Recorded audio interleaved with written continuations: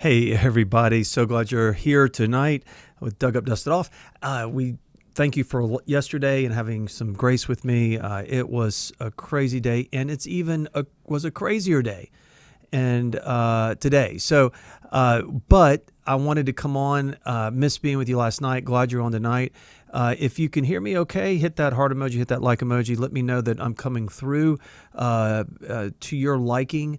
Not too loud, not too soft, but make sure that I am coming through because, you never know. So hope y'all can hear me okay. Hope things are actually yeah, okay, there we go. We got some heart emojis. Good deal.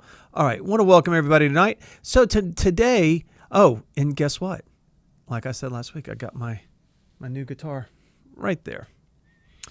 And I'm learning the cage system right now on guitar. I'm learning pentatonic scales and all these different things, and my fingers are bleeding. But anyway, I'm having a blast with it. So remember, my mind works in threes, and so there was an empty space, and it was driving me crazy. I literally was not sleeping for at least 7 days. So just the way it is, my mind just works that way. So I wanted to talk about, first of all, welcome everybody. Glad you're here. Say hello to some people down there in the comment box, and we love to have your participation. We're going to talk to, I got to tell you about some things that happened to me in my life. So these were things that happened to me today that I witnessed. And all right, so I'm down in Sandy Springs, and I'm my mom's house and dad's house are just a wreck. I'm painting still and doing all this stuff. And the next thing I know is I'm leaving, and I'm going down Hammond Drive to Roswell Road. This guy is tailgating me like no other. Tailgating me. And I'm not doing anything. I'm not going too slow. I'm not going too fast. He's just on me. All right. You've had those people before. Well, then have you ever had them where they're so upset with you for not wanting to run the red light that they get on your bumper like they're that close? Well, he did that, and I rolled down my window, and I looked at him through the rearview mirror, and he started mouthing off. I don't know why I attract these people. I just wanted him to be curious. I didn't say anything to him. I just gave him, rolled down the window, gave him a look, and I went off, and he was way behind me. But at the next red light, he came up right beside me and rolled down his window and said some words to me. Well, I was looking right next to me at the time was a beautiful, it was a 550, white 550 SL Mercedes. Gorgeous. A woman, just absolutely brand new, spanking brand new. All right. In the lane next to me. He pulled up behind that, and then he proceeded to start saying something to me. Well, the light turned green, and I went on.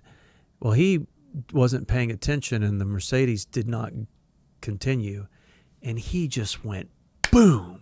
I mean, it would have made the Karma YouTube video series. I mean, and I sort of slowed down enough to watch the lady get out and absolutely run this guy up and down. I mean, it was. I don't know if this could be like a heart emoji moment, but it was it was just justice, poetic justice. I haven't had any poetic justice in a very long time, so that felt good. I mean, no one was hurt, but I mean, except the rear I mean, he was in a truck. He had to have totaled the back end of that car. All right, so then I'm having lunch with Sherry. We're talking about Easter, and and Sherry and I haven't had lunch in a while, and we're out in the middle of Woodstock in this beautiful garden area, and just, weather's gorgeous. And, we're going to have this peaceful kind of lunch. The birds are chirping, and Glory is with us. And the next thing we know is like a gang of adolescents start running around. They were like in, 5th to 8th grade, just absolutely went berserk. I'm talking They were running through the gardens. They were running. They scared an old lady eating her hamburger. They were playing tag. One fell. I mean, they were like, and the parents weren't doing anything. Parents were doing nothing. They were climbing in trees. I mean, it was like Lord of the Flies. I'm not kidding you. It was Lord of the Flies. And finally I said something to him. I said, guys, not in this square. Please move away. Didn't faze them one bit. They started yelling and screaming louder. And I kept thinking about these two events, and I kept thinking, I got to talk, the one word comes to mind, and maybe it's two words: self-absorbed. Absolutely self-absorbed. The first guy was so self-absorbed in this moment of I guess what he needed to do and where he needed to be. He had to be somewhere. He had to do I don't know what he had to do, but he was so self-absorbed that he could not see the car that was directly in front of him. Instead of looking where he should have been going, he was still looking at me as I was driving off. And he guns it, and boom, bad things happen. Oh man, that's so delightful in such a bad way. Again, nobody was hurt. And then these kids, I don't know if the kids were I'm going to tell you right now, if that had happened to me, if that was me and my friends and my parents were sitting there, that would have happened for a split second. My dad would have gotten up, taken my left arm, which still probably has rotator cuff damage from as a child, from where he yanked it, and would pick me up to where I was suspended off the ground. He would sit me down. I would probably be crying, embarrassed in front of all my friends, but he would say, you know what, son, you don't act like that, and you'll stay there. And if he didn't do it, I guarantee you one of his buddies would have done it. And that's happened to me on many, when I was young, on many family trips with our friends. I'll never forget, I would have been spanked. Oh, yeah, he would have ripped off his belt and belted me with it, for sure. I mean, you just didn't play like that back in the 70s and late 60s. And so both sets, the parents and then the kids, were so absolutely self-absorbed. And I think that's just sort of makes me think about, we're so self-absorbed now that as a people, as a culture, that we really are not aware of other human beings, the feelings of other human beings. I mean, I've always been taught, walk a mile in somebody else's shoes. That does not matter in today's culture.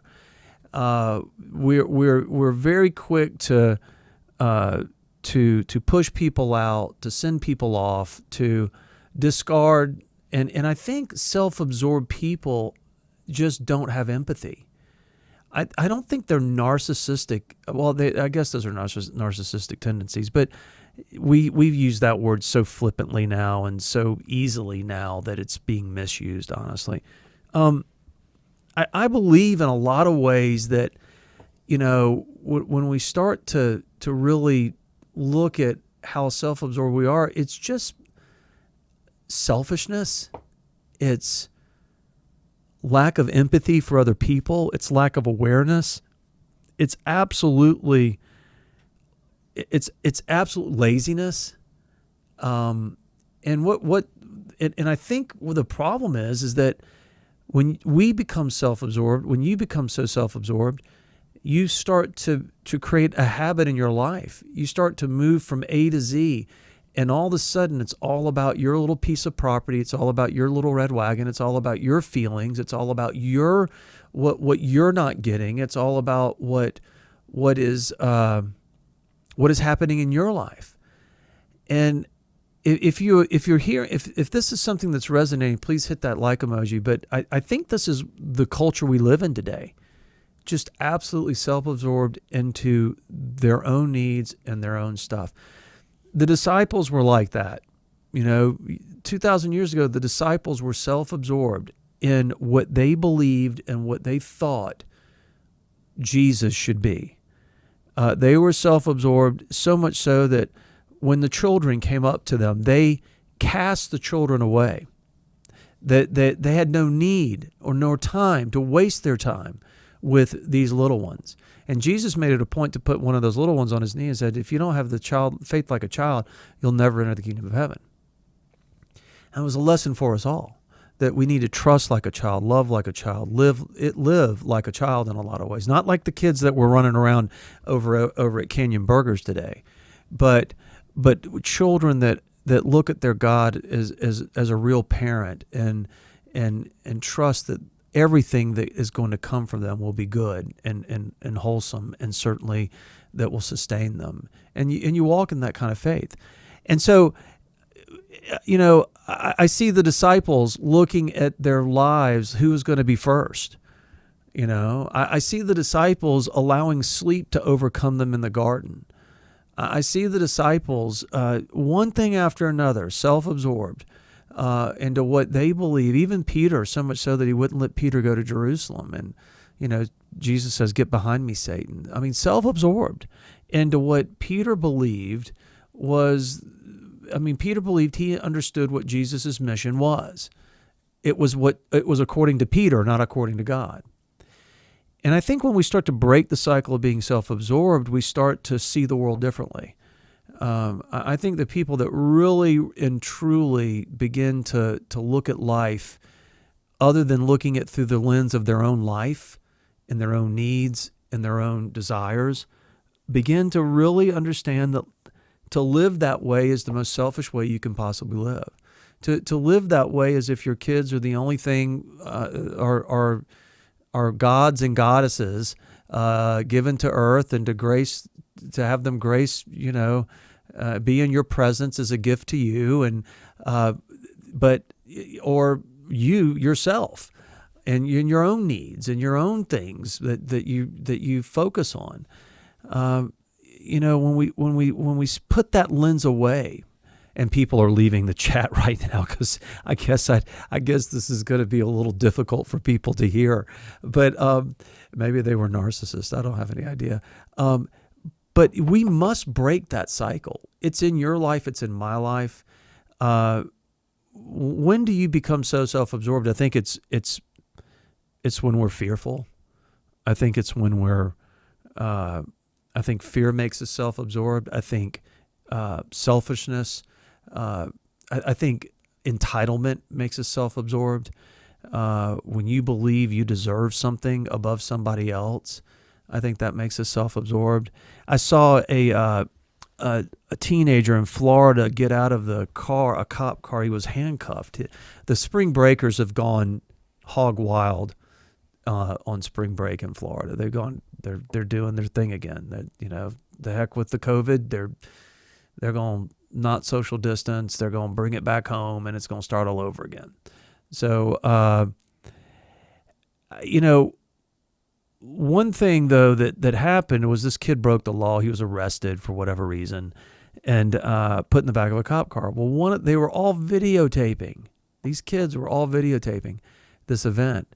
And one of the kids opened the door to the cop car, and that kid ran out and ran away. Now, the police caught him. He was handcuffed. But do you know what the penalty for fleeing after you're detained? Do you know what the penalty is for that? It's a $10,000 fine and up to 10 years in jail. Okay.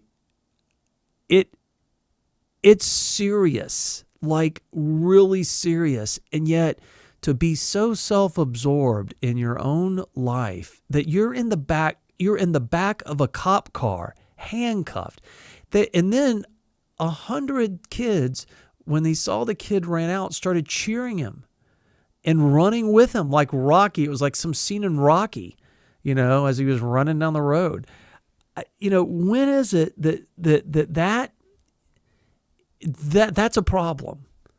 And again, I think we see it in politics. I think we see it with the protesters. I think we see it with the meat. I think every organization believes that they're entitled to something.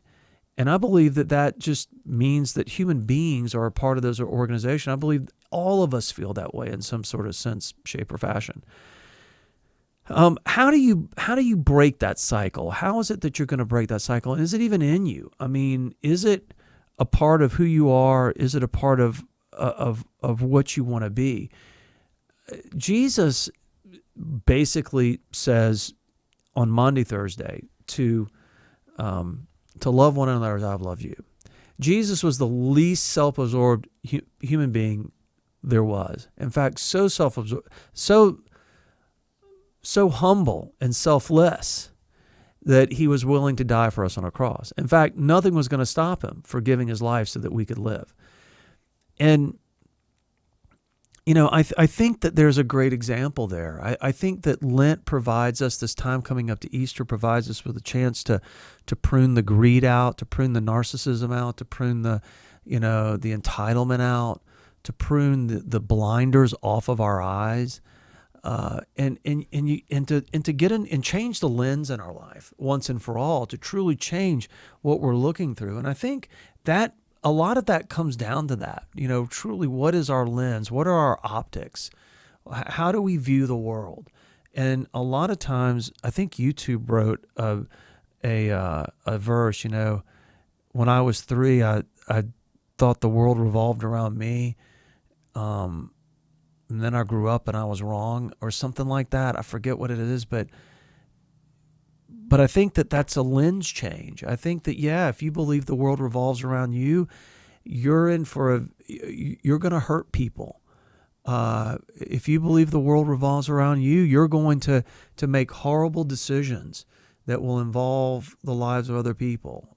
You will make horrible decisions that will affect other people and alter their course forever. And so I think that it begins with a lens change, and I believe that the only way to change the lens is to look through the very eyes of Christ, and I think absorption begins to fade away when we start to look through the eyes of Jesus. I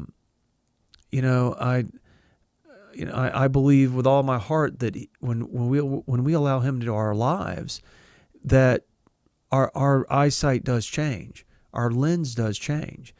And a lot of people have so practiced bifocal optics. In other words, they have a lens they look up through, and that's Jesus, and a lens they look down through, and that's their life. And looking at life through spiritual bifocals is not the way to live an abundant life, and it's not certainly the way to treat people. A lot of times we'll look at a human being, and the culture today, they canceled some black lady that worked for a magazine today, that she's now like 35 years old, or maybe even older than that. They fired her for saying something and tweeting something out when she was 17. Maybe she's not that old. When she was 17, now think of all the dumb junk you said when you were 17. Now, then again, I didn't have Twitter back then, and thank goodness I didn't. But think about that. Do you not believe that people can change? Do you not believe? Are you so self-absorbed and self-righteous that you believe that people are forever the same, and that your condemnation of them should never change? And that just, again, is so opposite of the Christian life Jesus is asking us to live. It's so opposite of the Christian life that Christ is asking us to offer to people. The self-absorption, all we're doing is, if you're a parent and you're that way, all you're doing is teaching your children. The kids that I saw running around in this place, and kids are self-absorbed, obviously, but there was absolutely no consequence. And I think Linda's right with this one. I mean, there is a thorn that is going to be, eventually there's going to be a thorn that will be placed in your life. Either you will place it there, or the Lord will place it there, or something will place it there as a result of the life you've been living. I believe that with all my heart. And a lot of times we create it ourselves. I believe that God does discipline us. I believe that God does try to correct us. But I think the self-absorption becomes, the narcissism that we deal with, the greed and the selfishness and the entitlement, it grows its own thorns in our life. And And the problem is what we try to do is we just try to readjust so it doesn't prick us that badly. We try to readjust our lives. We might change a little bit of it. We might ease the pain a little bit, but eventually we do get used to the pain. Eventually, when you're so self-absorbed, in fact, the pain is part of the process. You hurting people is part of the process. That just goes without saying. People are going to get hurt because of your decisions. It goes without saying that that there are going to be consequences for other people and not you. And generally, anger becomes a thorn, hatred becomes a thorn, jealousy becomes a thorn, your short temper becomes a thorn. All these different things begin to grow in our lives. And it's and I know people like this, and goodness, I've been like that. We've all been like this, and it's not easy to break the cycle, but the cycle can be broken. You just have to choose to do it. The guy driving his car learned a valuable lesson today. To wake up, to not let your anger run so out of control that you end up physically injuring another human being, another car. But again, that was a physical thing. Think about it emotionally and spiritually, how we can injure other people. The wake up in our lives. I've been, I realized over the last 3 years I've been gaslighted by a lot of different individuals, and I never thought I had been, but I have. I'm not proud of that because I should have known better, but I have been.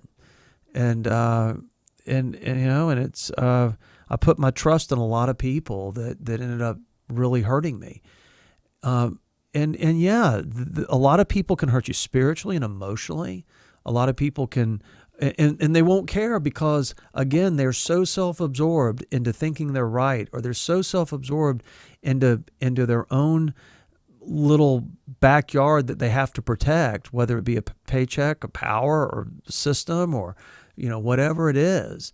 They'll let nothing destroy that. In fact, if they think you're going to destroy that, then they're going to destroy you. And so, Laura, you're right. It's difficult. It's difficult to say no because the herd. We live in herd mentality. We grow up with other people that are self-absorbed, and we begin to go in circles, and then we begin to run in those circles, and then we begin to eat with those circles and drink with those circles, and then share politics with those circles. And all of a sudden, you don't want to be out of the circle, so therefore you mind your manners, and you too become self-absorbed. And Christians were created or are created to be outspoken. Christians are created to be seen and heard. Christians are to go against the current, against the flow, against everything that the current of the world. And they're not supposed to care about the consequences. I've said, I'll never forget, I said some stuff in some meetings when I was a pastor before I was at Overcome, with like top 25 pastors, got together, and I said some things that were that were on my heart and on my mind, but had nothing to do with the herd mentality, and I paid a dear price for that, But you know what? I do it again because what I was saying was right. I know it was right. Everybody else was feeling it; they just too scared to say it, and yeah, I said it. I'm not going to tell you what I said. It was nice, but it was the truth. And, but, we're to challenge systems. We're to challenge processes if they're not healthy. We're to challenge relationships if they're not forged in love. We're to challenge political systems and governments if there's abuse. We are to challenge things as Christians and to be revolutionary. Jesus challenged the status quo. Jesus challenged the power structure. Jesus challenged people's belief systems. Jesus turned them upside down and inside out. And he's asking us to do the same. And I believe there's got to be a point in time where our self-absorption leads to revolution, leads to real revolution. And that can only change when you change your heart and when you allow the Spirit of God to change your spirit and your direction. And Now, did I say anything to those kids? Sherry wanted to. I mean, and if anybody could have done it with tact, it would have been Sherry. But, it just would have caused a scene. And was that a hill I was willing to die on? There were 4 of the women there and only one of me. They could have easily taken me. I don't know if I was willing to die on that hill. I don't know if it was more aggravating than anything else. But there are hills you should die on. Social injustice, hatred, racism, greed, inequality. There are plenty of hills you should die on. People making mistakes in your life, ostracizing them for the rest of their lives, walling your heart up to them and casting them out, probably not a hill you should die on. You probably made a little bit too big a deal out of that one, and I think that, and I think Sherry says it even better. See, I'm not blunt tool. Sherry is so much more of a tactful tool than I am, and she has that gift and I don't. But our conversations need to be according to the Spirit of God. Our conversations. I'll never forget a pastor says, I love Jim McRae as he twisted the knife in my back. I keep thinking about it. I think I'll die remembering that. And it reminds me what our words should be. They should be truthful and in love and in compassion and in grace. Not to make you look better, not to make... not to justify your actions as you lead somebody to their own spiritual or emotional guillotine, and as you're pulling the string, going, but I love you. I'm doing this because I love you. No, I mean our words need to be true. They need to be lifting up, and we don't need to be afraid of being canceled. We just really don't. I mean, what if they cancel you? I mean, my goodness, I realized that, I need about 2 or 3 good friends, and I've got one of them with me right now online, and I've got my family, and they'll die with me in my trench. All right. And remember, your trench is only so big. Your foxhole is only so big. You ain't got room for everybody in there. So if they cancel you, who cares? I mean, remake yourself, rediscover yourself. You're going to be a lot happier. Honestly, I put something out there today about that. It was a little meme. Whoever's putting these memes out is truly brilliant. But let me read it to you. It said, I said, life becomes better when you stay away from people who don't value you. That's a great quote, don't you think? That's a cool quote, because really what we do is we hang around people that don't bring us life. Because we get so self-absorbed and we get in these circles that want us to think a certain way or act a certain way, we really start hanging around people that steal our joy and suck life out of us. And we don't need to be with those people anyway. And so the cancel culture that happened in my life was a gift from God, an absolute gift from God. It literally allowed me not to deal. It made me see people truly for who they were and allowed me to move on with my life in a very positive way, and made me realize that your life is about having really deep relationships with certain people instead of lukewarm relationships with thousands. Does that make sense? I mean, I think a life that really has those really close people that'll tell you the truth and love and help you and be with you, that's a life. I'll die for those people, and I would die for the other 99 too. If I was asked to do it, I'd give my life for them. They didn't deserve it, but I'd give them for it. I'm telling you, life becomes a lot simpler. Now, as a pastor, I have really great friends, as a pastor. I consider all of my church members really dear friends. And yeah, I'll jump in their trench any day of the week. But if you're going to cancel me, if you're going to treat me in an unbiblical way, well, I have to say I'm sorry, but I love you and I forgive you, but I'm moving on with my life. And life's just too short to keep those people in your trench. Try to talk to them, try to talk some sense into them, be an example, but if, dust your sandals off eventually and move on. I really want you to think about tonight about your self-absorption. I want you to think about tonight about what you're so stuck in, okay? What's got you wrapped around whatever axle. For the guy that was following me, it was me. And I'm just, I don't know why he just wanted me to move faster. Well, he ended up ramming it up the backside of a brand new Mercedes-Benz. Okay. The kids, so self-absorbed, and I have a feeling that that's the pattern of their life. And they'll probably grow up to be that way. There'll be no consequences. There'll be employers that fire them, and they'll wonder why, and they'll think that they were, there'll be people with harsh criticism, and then they think they'll be treated unfairly because it's all about them. Because that's how they were taught. That's how they were raised. Their parents came in and lawnmowered everything for them, and they expect everybody else to do the same. And the world doesn't work that way. The world will eat you alive. Absolutely eat you alive. And you'll end up back at your parents' house sleeping in your basement because you're not able to move with how the world works.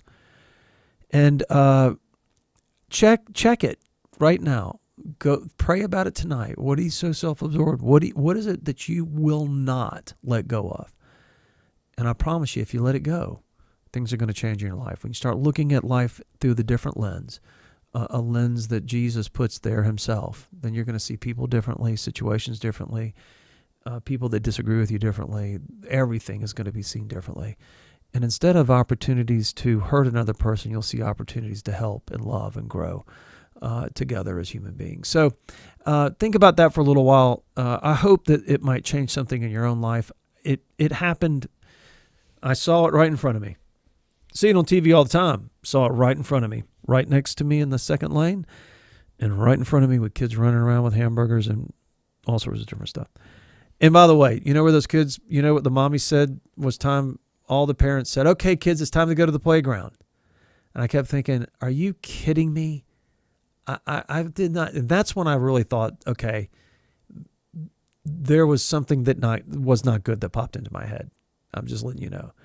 And I said, sweetheart, they already had their playground time all over my lunch. They coveted their little nostrils all over my lunch as they were running all around me. And, but again, self-absorption. You might not think you are, but if you're honest with yourself, you will find something in your spirit, okay, that says, I'm too focused on my family, I'm too focused on my business, I'm too focused on me, I'm too focused on the world. And it might be a place where you just evaluate what you're not focused on and what you might not be doing and see how they weigh out, okay? See how the Lord is asking you to weigh out where the kingdom of heaven is and how you're operating through its lens. And it'll convict you. I promise you that. He'll never not convict you. He'll convict you of that in a gentle way, but he will convict you. Okay, so guys, I want to say goodnight to you tonight. Linda, great having you on. Lori, always a pleasure. Sherry, good to have you on. We had a small crowd tonight. Tammy, great seeing you. Julie, awesome, always to have you. John Thomas, good to have you on today. Madeline, great to have you guys. Hey, may God bless you. May you find some peace in what we said tonight. May you evaluate your spirit, and may it take you into a new way to lead life. We cannot wait to see you on Sunday. Invite that friend, invite that person that needs to meet Jesus, and continue to let his light shining through you. and let the world see it. Don't be afraid to speak out. Don't be afraid to be canceled. Don't be afraid to shout out, stand up, and let your voice be heard in love and in life. And I guarantee you great things will happen for you. May God bless you and keep you. We will see you again soon. Bye.